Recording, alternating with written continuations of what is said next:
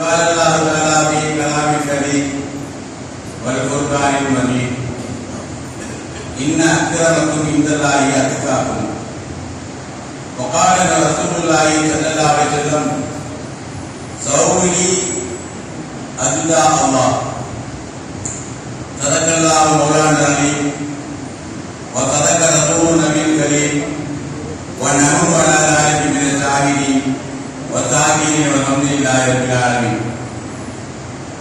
புகழனைத்தும் அல்லாஹ் ஜல்லல்லாஹு தஆலாவுக்கே உரித்தாவதாக. எம்பெருமானார் ரசூலை கரீம் ஸல்லல்லாஹு அலைஹி வஸல்லம் அன்னவர்கள் மீதும் அன்னாருடைய அடிச்சுவட்டை அப்படியே முழுமையாக பேணி நடந்த சத்திய சஹாபாக்கள், தாபியீன்கள், தபா தாபியீன்கள், சோதாக்கள், தாலியீன்கள், நாதாக்கள், நல்லவர்கள் நம் அத்தனை பேரின் மீதும் அல்லாஹ்வுடைய சாந்தியும் சமாதானம் என்றென்றும் நிலவுக. கண்ணியத்திற்குரிய பெரியோர்களே, மாணவர்களே, மாணவ மணிகளே மற்றும் உண்டான இளைய சமுதாயங்களே, உங்கள் அனைவருக்கும் ஈதுல் ஃபித்ர் ஈகை திருநாள் வாழ்த்துக்களை கூறி என் உரையை ஆரம்பம் செய்கின்றேன். அஸ்ஸலாமு அலைக்கும் வரஹ்மத்துல்லாஹி வபரகாத்துஹு. ஈகை திருநாள், ஈகை என்பது மனிதனுடைய உள்ளத்திலிருந்து வரக்கூடிய எத்தனையோ பண்டிகை உலகத்திலே நடந்து கொண்டுதான் இருக்கிறது. அந்த பண்டிகை எல்லாம் கூத்தம், கும்மாளமும், தேவையில்லாத பிரச்சனைகளோடு அந்த பண்டிகை நடக்கும். ஆனால் நம்முடைய பண்டிகை எந்த விதமான ஆர்ப்பாட்டம் இல்லாமல் இறைவனோடு கடந்து ஈமானோடு ஒன்றி நடக்கக்கூடிய பண்டிகை ஈகை திருநாள். ஈகைக்கு ஒரு முன்னுதாரணம் நபிகள் நாயகம் ஸல்லல்லாஹு அலைஹி வஸல்லம் சொன்னார்கள். ஈகை என்பது உலகத்திலே இன்றியமையாத ஒரு தன்மை. இது எல்லாத்திற்கும் ஈகை வந்துவிடாது. ஈமான் கொண்ட அத்தனை பேருக்கு மட்டும்தான் இந்த ஈகை என்று வரும். நபிகள் நாயகம் ஸல்லல்லாஹு அலைஹி வஸல்லம் காலத்துல 2 சிறு குழந்தைகள், பெண்மணிகள், தலவுல் பதுரு பி கமாலி ஹதுருத்து ஜமிய பி ஹிகாலி என்று பாடலை பாடிக்கொண்டிருந்தார்கள். கலீஃபா அபூபக்கர் சித்திக் ரலியல்லாஹு அவர்கள் அவர்களை கண்டித்த போது நபிகள் நாயகம் ஸல்லல்லாஹு அலைஹி வஸல்லம் சொன்னார்கள், அந்த 2 சிறுமியை விட்டுவிடுங்கள். இன்றைக்கு ஈது நாள், ஈகை நாள். அவர்கள் பாடிவிடட்டும். அவர்கள் என்ன பாடினார்கள்? அல்லாஹ்வை பற்றியும் அல்லாஹ்வுடைய தூதரை பற்றியும் நம்முடைய இஸ்லாமுடைய பண்புகளை பற்றியும் நடைபெறுகிறார்கள். வேறு என்ன ஆட்டப்பாட்டம்? அவர்களை விட்டுவிடுங்கள் என்று சொன்னார். இன்றைக்கு நாம் என்ன கேட்கிறோமோ அத்தனையுமே கிடைக்கும். ஒவ்வொரு தொழிலாளி ஒரு முதலாளிகிட்ட வேலை பார்க்கணும். அவர்கிட்ட வேலைக்கு போகும்போது அவர்கிட்ட ஊதியம் வாங்கிட்டு வீட்டுக்கு போவார். ஒவ்வொரு தொழிலாளியும் அப்படித்தான். ஆனால் நாம் இறைவனுடைய தொழிலாளி, இறை அடியான், உண்மை அடியான். 30 நாளும் நோன்பு நோற்று, 30 நாளும் நோன்பு நோற்று எல்லாத்துக்கும் அல்லாஹ் கூலி வழங்குகிறார். ஆனால் இந்த நோன்பாளிக்கு மட்டும் அல்லாஹ்வே கூலியாக வாங்குகிறார். ஆனால் இந்த ஈதுல் ஃபித்ர் தொழுகைக்கு 4 பெரிய அம்சங்கள் இருக்கிறது, 4 பேர் இருக்கிறது. ஈகை மட்டுமல்ல, ஃபித்ர் மட்டுமல்ல. ஃபித்ர்னா என்ன அப்படிங்கிறத இன்னைக்கு நம்ம தெரிஞ்சுக்கணும். ஃபித்ர் எல்லாரும் ஃபித்ருங்கிறாங்க. என்ன ஃபித்ர்? தொழுகைக்கு வருவதற்கு முன்னாடி ஒரு வீட்டுல 10 பேர் இருந்தால் 10 பேருக்கு 125 ரூபாய் வீதம் கணக்கு போட்டு குழுக்கிட்டு தொழுகைக்கு வர வேண்டும். தொழுகைக்கு வந்தால்தான் அந்த நாள் சிறப்பிற்குரிய நாள் என்பதை இரவு சர்வ இமான் அகமது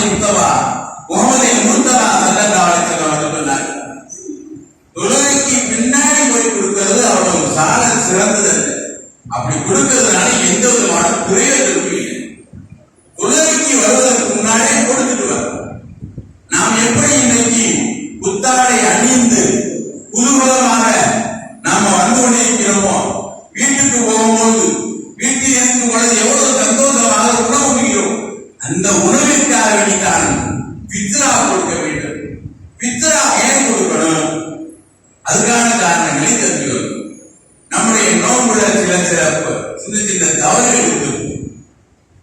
நம்ம காலம் போனதுக்கு பின்பாடு எதிர்த்து 2 நிமிஷத்துக்கு போல எடுத்துட்டு தண்ணியை குடிக்காம ஒரு மிளகாவது குடித்துதான் வைக்கணும்.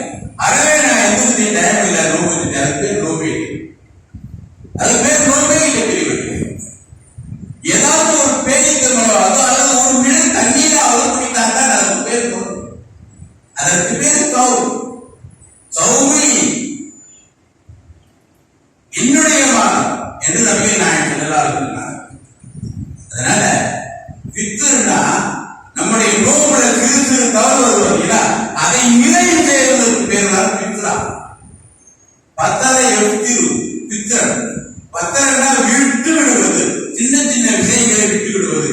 அதனால நாம் பித்ரா கொடுக்கணும். இந்த பித்ருடைய நாளை 4 பேர் இருக்கு. முதல் பேர் என்ன? பித்ருல் ஜஸா, கூலி கொடுக்கக்கூடிய நாள். எல்லாத்துக்கும் இங்க மட்டும் இல்ல, உலகத்துல எத்தனை மூமியான முஸ்லிமான ஆண்கள் எத்தனை பேர் நோன்பு நோட்டாங்களோ அத்தனைக்குமே அல்லாஹ் கூலியாகி விடுகிறார்.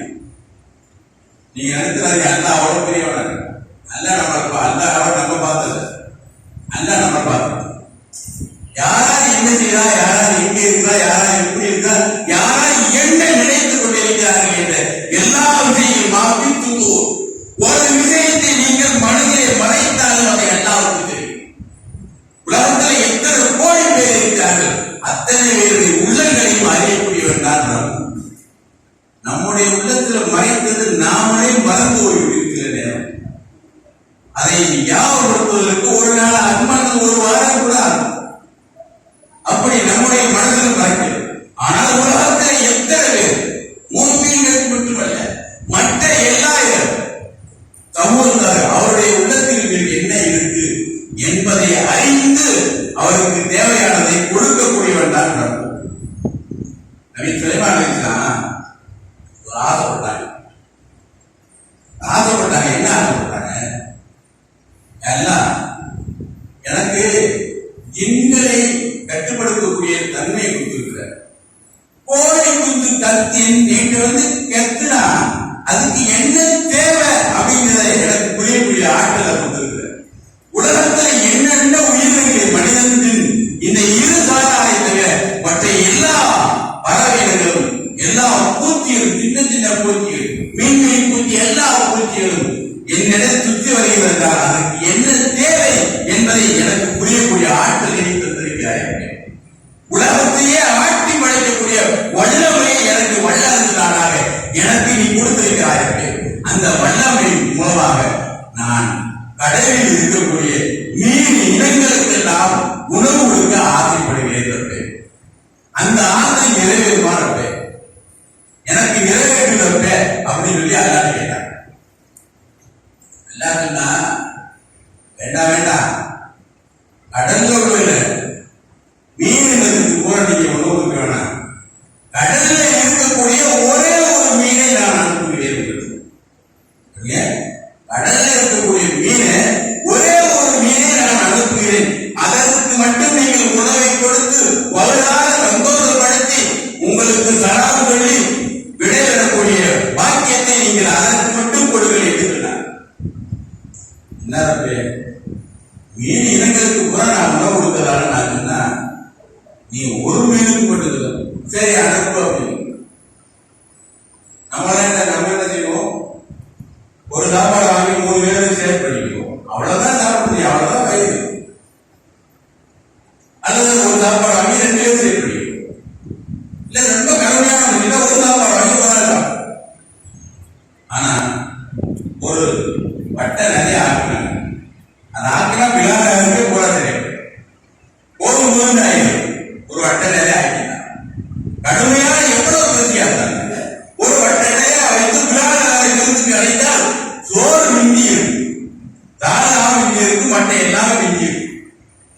ஒரு வட்டையை ஆக்கி கவுத்துனாங்க.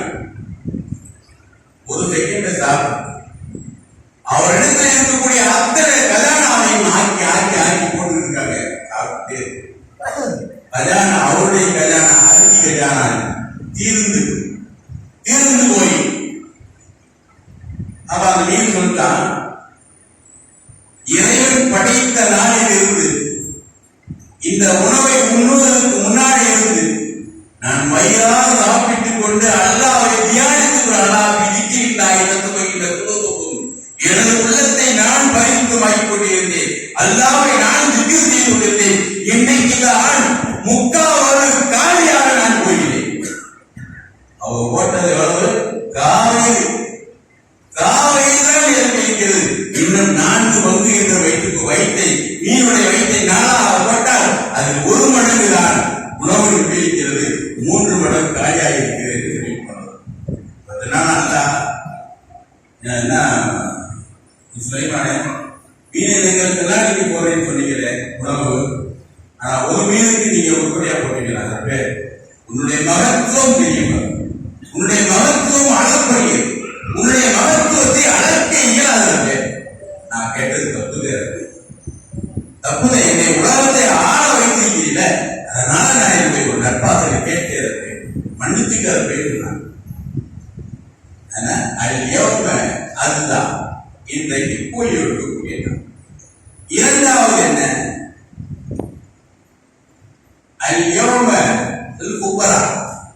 ஏழைகளுடைய திருநாள். இன்னைக்கு வெள்ளிக்கிழமை வந்தா என்ன? வாரம் ஒரு முறை வரும். அது ஏழைகளின் ஹஜ்ஜு உம்ரா. ஏழைகளின் ஹஜ்ஜு உம்ரா அப்படின்னு அல்லாஹ் சொல்றார். நபிகள் நாயகம் சொல்றாரு, யௌமுல் ஃபுக்ரா, இல்லாதவர்களுக்கும் இருப்பவர்களுக்கும் எல்லாத்தையும் இருப்பவர்கள் இல்லாதவர்களுக்கு சேர்த்து உறவாட வேண்டும், ஏழைகளோடு சேர்ந்து மகிழ வேண்டும், ஏழைகளோடு ஏழையாக நாமும் ஆகிவிட வேண்டும். எங்கள் நபிகள் நாயகம் ஸல்லல்லாஹு அலைஹி வஸல்லம் அப்படித்தானே வாழ்ந்து இருக்கிறார். ஏழையோடு சேர்ந்துதானே வாழ்ந்திருக்கிறார்கள். எல்லாம் என்னை படைத்தது நீ ஏழையாக, என்னை வாழ வைத்தது ஏழையாக, என்னை மேலே தேர வைத்தது ஏழையோடு ஏழையாக. நான் உலகத்தில் வாழ்வதை நான் பணத்தினோடு இருக்க வேண்டாம், ஒரு வேளை சாப்பிட வேண்டும், ஒரு வேளை பதிக்க வேண்டும், அதற்காக அடுத்த வேளை நான் உன்னிடத்தில் கேட்டு நான் புதிக்க வேண்டும் என்று நினைத்தார் நமது நபிகள் நாயகம் ஸல்லல்லாஹு அலைஹி வஸல்லம் சொன்னார்கள். அதான் ஏழைகளுடைய தினம் இது. மூணாவது என்ன? மூணாவது அல்-யௌமுல் ஹசீர், உறவுகளை சேர்ந்து உறவுகளோடு, அண்ணனோடு, தம்பியோடு, தங்கையோடு, அம்மாவோடு, அண்ணனோடு, எல்லாத்தோடு சொந்தம் பந்தங்களோடு சேர்ந்து இந்த ஈதுல் ஃபித்ரை கொண்டாட வேண்டும் என்று எங்கள் நபிகள் நாயகம் ஸல்லல்லாஹு அலைஹி இருக்கிறார்களே, அப்படியாக இருக்க வேண்டும் பெரியவர்களே. அதன் பேர்தான் உறவுகளோடு சேர்ந்து இருக்கக்கூடிய நாள் இந்த ஈதுல் ஃபித்ருடைய நாள், இந்த ஈகை திருநாள். ஈகை யாரெல்லாம் காட்ட நபிகள் நாயகம் ஸல்லல்லாஹு அலைஹி வஸல்லம் அவர்கள் நாமெல்லாம் இன்றைக்கு புத்தாடை அணிந்திருக்கிறோம், நாமெல்லாம் புத்தாடை அணிந்திருக்கிறோம். உமர் என்றும் அபூபக்கர் என்றும் உஸ்மான் என்றும் அலி என்றும் நாம் தராவீஹ் தொழுகை மட்டுமல்ல, பெருநாள் தொழுகை மட்டுமல்ல, உம்மா நாளிலும் அந்த 4 கலீஃபாக்களை நாம் பேர் சொல்லி நாம் உமர் ரலியல்லாஹு அன்ஹு, அபூபக்கர் சித்திக் அவருடைய பெயரை கூறி நாம் அந்த குத்பாவை ஓதுகிறோம். ஏன் ஓதுறபடி அவங்க வாழ்ந்து காட்டினார். அவர்கள் நினைத்துக் கொண்டே இருக்கக்கூடிய நிலையிலே அவர்கள் வாழ்ந்து காட்டினார். இன்றைக்கு புத்தாடை அறிவிக்கிறோம். இரண்டாவது ஜனாதிபதி யார் என்றால் உங்களுக்கு தெரியும், உமர். உமர் என்று சொன்னாலே உலகமே நடுக்கும். பூமி உமரை பார்த்து நடுங்கியதான், மனிதன் மனிதனை பார்த்து நடுங்கலாம், குற்றவாளி மனிதனை பார்த்து நிரவலாரை பார்த்து நடுங்கலாம், குற்றவாளி அரசனை பார்த்து நடுங்கலாம், பூமியை நடுங்கணும்.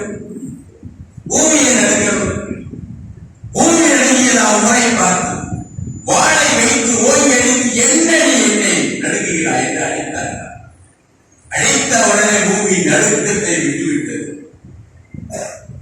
உமரை பார்த்தால் கைத்தான் நானாவது ஓடுவான். அப்படி அந்த உமர் இஸ்லாத்தை ஏற்றார்கள். இன்றைக்கு பித்ரு ஈகை திருநாளை நாம் கொண்டாடுகிறோம். கொண்டாடுவதற்கு அவர்கள் தான் முதல் காரணம்.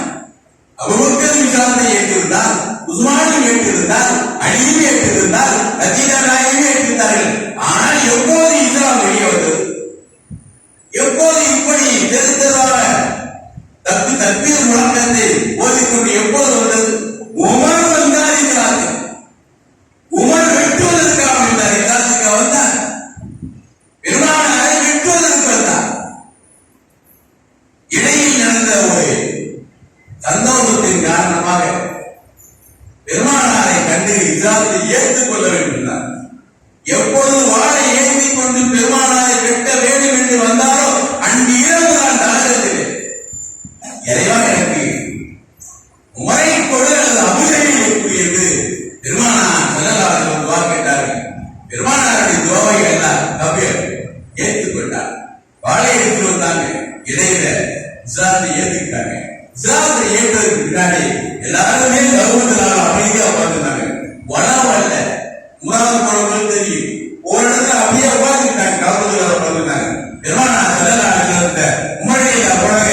யாரும் இல்ல, நாம் உண்மையான வார்த்தை இருக்கிறோமா அல்லது பொய்யான வார்த்தை இல்லை? நாம் உண்மையான வார்த்தை. அப்படியே எல்லா மக்களுக்கு தாவா கொடுப்போம். இஸ்லாம் அல்லாத இஸ்லாம் இல்லாம 4 பேர் தான் இருந்தாங்க, 10 பேர் தான் இருந்தாங்க. மற்ற எல்லாத்தையும் அதன் முஸ்லிம்களுக்கு தாவா பண்ணாங்க. இன்னைக்கு வரைக்கும் எத்தனை பேர் இருக்கிறோம்? எத்தனை பேர் இருக்கிறோம்? நம்ம மட்டும்தான். உலகம் பூரா இருக்கிறோம். கொஞ்ச நாள் 23 ஆண்டுகள் பெருமானார் ஸல்லல்லாஹு நபியாக இருந்தார்கள். அந்த 23 ஆண்டுகள் பாடுபட்டதற்காக கியாமத் நாள் உலகம் அழியும் நாள் வரை ரசூலுல்லாஹி ஸல்லல்லாஹு அலைஹி வஸல்லம் மூத்துதானே. 4வது ஈகை திருநாள். உறவோடு உறவா, சொந்தங்களோடு, பந்தங்களோடு, அண்ணன் தம்பியோடு, சகோதர சகோதரியோடு, மற்ற எல்லா உறவுக்காரோடு சேர்ந்து இந்த நாளை கொண்டாட வேண்டும் என்பதை பெருமானார் ஸல்லல்லாஹு அலைஹி வஸல்லம் ஏற்றிருந்தார்கள். அதனால இன்னைக்கு ஈது பெற்று பெருமானார் ஸல்லல்லாஹு அலைஹி வஸல்லம் அவர்கள் குடுகுடுக்க கிழவன் வரை மற்ற எல்லாரும் சேர்ந்து புத்தாடை அணிவித்துக் கொண்டு புதுவனமாக போய் கொண்டிருந்தார்கள். ஒரு இடத்திலே ஒரே ஒரு சிறுவன் அமர்ந்து அழுது கொண்டிருந்தார். எல்லாரும் பெரியவர் முதல் சிறியவர் வரை புத்தாடை அணிவித்துக் கொண்டிருந்தார். ஒரு சிறுவன் மட்டும் அழுது கொண்டிருந்தார். ஈகை திருநாள் இல்லையா? ஈகை பிறப்பிடம் பெருமானார் ஸல்லல்லாஹு அலைஹி வஸல்லம் எல்லாரும் போய் கொண்டிருக்கிறார்கள் சந்தோஷத்தோடு. எல்லோரும் சந்தோஷமாக பாட்டு பாடிக்கொண்டு போய் கொண்டிருக்கிறார்கள். ஆனால் பெருமானார் ஸல்லல்லாஹு அலைஹி வஸல்லம் அத்தனை கூட்டத்திலும் அந்த சிறுவன் அழுவதை பார்த்து அந்த சிறுவனை அனுப்பி, சிறுவனே நீ எதற்காக அழுகிறாய்? சிறுவர்கள் முதற்கொண்டு பெரியவர்களை புத்தாடை அணிவித்துக் கொண்டிருக்கிறாய். நீ கந்தம் கதக்களம் கட்டிக்கொண்டு இந்த ஒரு கோடையை அமர்ந்து கொண்டு அழுது கொண்டிருக்கிறாயே, அழுவதற்கான காரணம் என்ன என்று எங்கள் நபிகள் நாயகம் ஸல்லல்லாஹு அலைஹி வஸல்லம் அவர்கள் நமது இறைத்தூதர் ஸல்லல்லாஹு அலைஹி வஸல்லம் அவர்கள் கேட்ட போது, என் தந்தை உஹது போரிலே இரையாகிவிட்டார், தீனுக்காக போராடி ஷஹீதாகிவிட்டார். என் தாயோடு மறு தீர்மானம் முடித்துக் கொண்டாள். அதனால் என்னுடைய நிலை இப்படித்தான். நான் ஒதுக்கப்பட்டு விட்டேன் வீட்டில் இருந்து. அதனால் இந்த துணி கந்தனும் கருத்தலுமாக கட்டிக்கொண்டு நான் அழுவாமல் நான் என்ன செய்வேன்?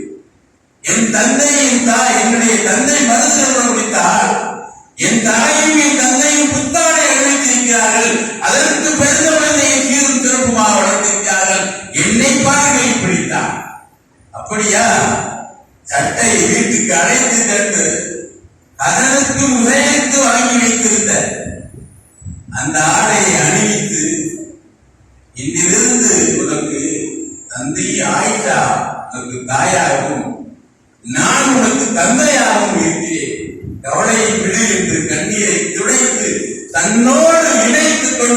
இந்த ஈடு திருநாளோடு சேர்த்து தொலை வைத்தார்களே, யாருக்கு அப்படி ஒரு உள்ளம், யாருக்கு அப்படி ஒரு இந்த நாளில் யாருக்கு ஈடு வரும், யாருக்கு வரும்? எல்லோருக்கும் தந்தார். நமது நபிகள் நாயகம் ஸல்லல்லாஹு அலைஹி வஸல்லம் அவர்கள் அணைத்துக் கொண்டு அந்த திருவடை போட்டி புகழ்ந்தார்கள். அதே போன்று நாமும் அப்படித்தான் இருக்க வேண்டும், அப்படித்தான் இருக்க சொல்கிறான் அல்லாஹ். அப்படித்தான் பெருமானார் ஸல்லல்லாஹு அலைஹி வஸல்லம் அவர்கள் வாழ்ந்தார்கள். ஏழையாகவே வாழ்ந்து ஏழையாகவே படித்தார்கள். ஒரு நேரமாவது வயிறாக சாப்பிட்டிருப்பார்களா? நபிகள் நாயகம் ஸல்லல்லாஹு அலைஹி வஸல்லம் துஆ கேட்டார், அஸ்ஸஹுல் ஃபரா, சந்தோஷத்தை பகிரக்கூடிய நாள். என்னங்க இந்த நாள்? அல்-யௌமுல் ஃபரா, ஃபராடா பரஸ் அப்படின்னா சந்தோஷம். குதிரையில ஒரு சந்தோஷம், யானையில ஒரு சந்தோஷம், ஆனா பள்ளியாளர் போறது மட்டும் சந்தோஷம். எல்லா இடத்துக்கும் போறது சந்தோஷம், ஆனா வாங்குறதுனா பழைய விட்டு வெளியே போறதுக்கு சந்தோஷம், ஆனா உள்ளுக்கே இருக்கிறது சந்தோஷம். எனவே அன்பிற்கு இனியவர்களே, அந்த ஈகை திருநாளை கொண்டாடுவதற்காக நாம் எல்லாரும் ஒருங்கே இணைத்தவர்களாக தனியா ஒற்றுமை என்னும் கைத்தை பற்றி பிடித்தவர்களாக மாணவ செல்வங்கள், மாணவ மணிகள், இளைஞர்கள், முதியவர்கள் எல்லோரும் ஒன்று கூடியிருக்கிறோம். அப்படிப்பட்ட நாளை, ஈகை திருநாளை கொண்டாடும் நம்ம அனைவருக்கும் அல்லாஹ் தஆலா இன்றைக்கு கூலியாக வருகிறார். யாரு கூலியாக வர்றாங்க? என்ன அல்லாஹ் அல்லாஹ்வே நமக்கு கூலி. யாருங்க? 30 நோன்பை நோட்டவங்க, 30 நோன்பை வைத்தவருடைய வீட்டுக்கு அல்லாஹ் வரும். இதை விட வேற சந்தோஷம் உலகத்தில் என்னது?